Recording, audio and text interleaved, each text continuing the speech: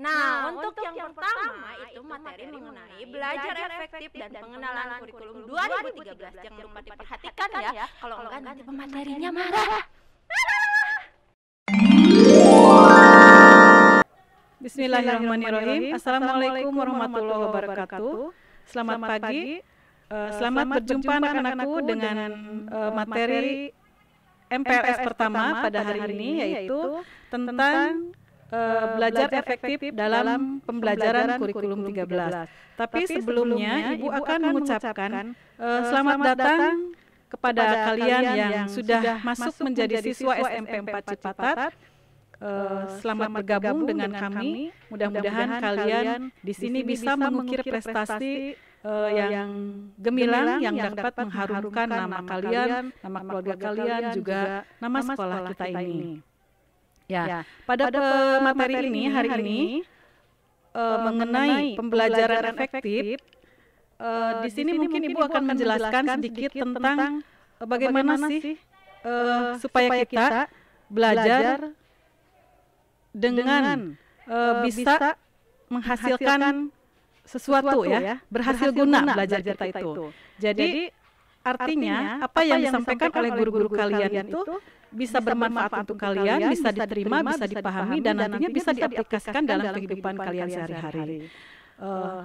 Nah, tentu saja ini ada kaitannya juga dengan pembelajaran di kurikulum 13, karena pada pembelajaran kurikulum 13 ini nanti akan ada 3 aspek yang menjadi penilaian, yaitu aspek pengetahuan, aspek keterampilan, dan aspek sikap. Di mana aspek pengetahuan di sini kalian akan jadi untuk menggali wawasan kalian di bidang tertentu. Nah, untuk aspek keterampilan kalian akan dinilai mengenai mengerjakan tugas-tugas proyek atau tugas-tugas kalian dalam pengerjaan soal, juga bisa juga mengenai tentang tes lisan ya, tes lisan ini juga termasuk keterampilan. Nah, untuk tes sikap di sini yang akan lebih dinilai adalah perilaku kalian, sikap kalian dalam proses belajar mengajar. Itu untuk pembelajaran dalam kurikulum 13. Nah, bagaimana sih hal yang harus kita lakukan untuk supaya belajar kita itu bisa berhasil ya, supaya belajar kita itu efektif. Tentu kalian juga kan tidak ingin apa yang kalian lakukan sia-sia. Nah, untuk itu ada beberapa tips yang bisa kalian ikuti. Yang pertama, kalian bisa menggunakan teknik belajar kelompok. Belajar kelompok di sini tentu saja teknik yang dianggap paling menyenangkan, karena di sini kalian bisa bergabung dengan teman-teman kalian, bisa menggali potensi yang ada di teman kalian, saling bertukar pikiran, saling berdiskusi. Jadi akan ada masukan dari teman-teman kalian apabila kita kekurangan di dalam satu mata pelajaran tertentu misalnya ya. Yang kedua, kalian bisa menggunakan teknik catatan kecil, di mana di sini kalian menggunakan kata-kata kunci ya, kata-kata kunci untuk hal-hal yang dianggap penting untuk kalian. Kalian bisa tulis poin-poin apa saja yang harus kalian hafal ya. Yang ketiga, kalian bisa menggunakan belajar secara jujur ya, jujur atau disiplin. Jujur di sini artinya kalian tidak mencontek kepada teman, tidak mencontek kepada buku, tapi kalian harus menyiapkan diri kalian untuk bisa menyelesaikan soal-soal kalian. Nah, di sini tentu saja hubungannya dengan disiplin ya. Kenapa hubungannya dengan disiplin? Karena di mana kamu ingin menggali kemampuan diri sendiri, ingin bersikap jujur, maka kalian pun harus disiplin untuk bisa belajar sendiri ya. Belajar tepat waktu, belajar tidak membuka buku misalnya ya. Nah, itu untuk menggali potensi yang ada pada diri kalian. Yang ketiga, yang keberapa ya? Oh, yang keempat.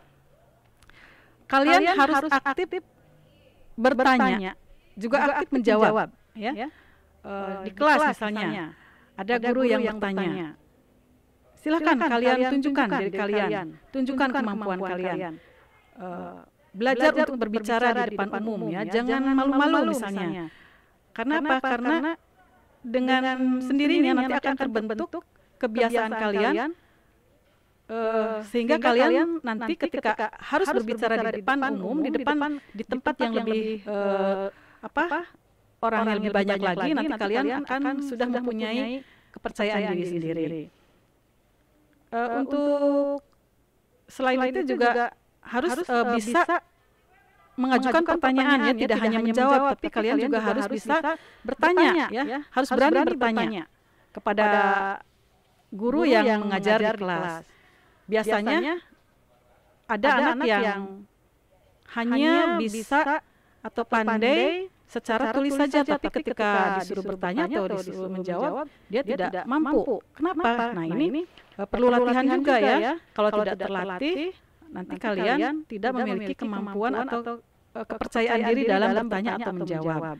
Oleh karena itu, kelas adalah lingkup terkecil yang bisa kalian gunakan sebagai ajang untuk menguji nyali, kan menguji nyali ya, menguji kemampuan diri sendiri, menguji kepercayaan diri kalian.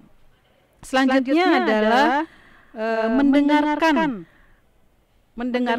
materi-materi yang disampaikan oleh guru kalian. Jangan ketika guru kalian sedang mengajar, kalian asik dengan diri sendiri ya. Misalnya ada yang ngobrol, ada yang melamun ya, ada yang ngantuk. Nah, kesempatan di kelas itu harus kalian gunakan sebaik mungkin ya, di mana kalian benar-benar memperhatikan ya.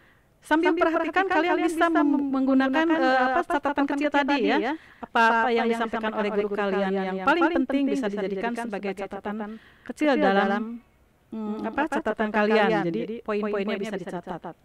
Nah, itu mungkin masih banyak ya sebetulnya teknik belajar atau tips-tips belajar yang lain.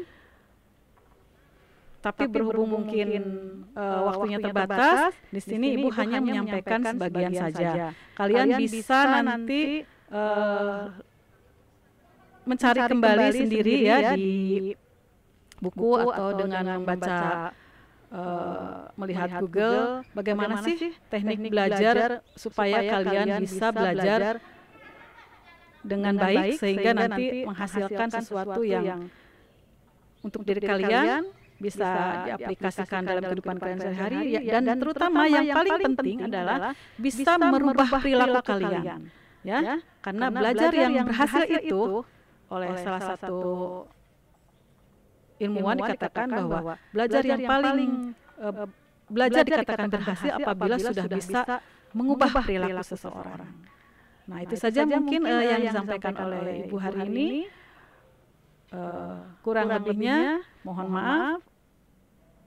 Terima kasih atas perhatiannya. Wassalamualaikum warahmatullahi wabarakatuh.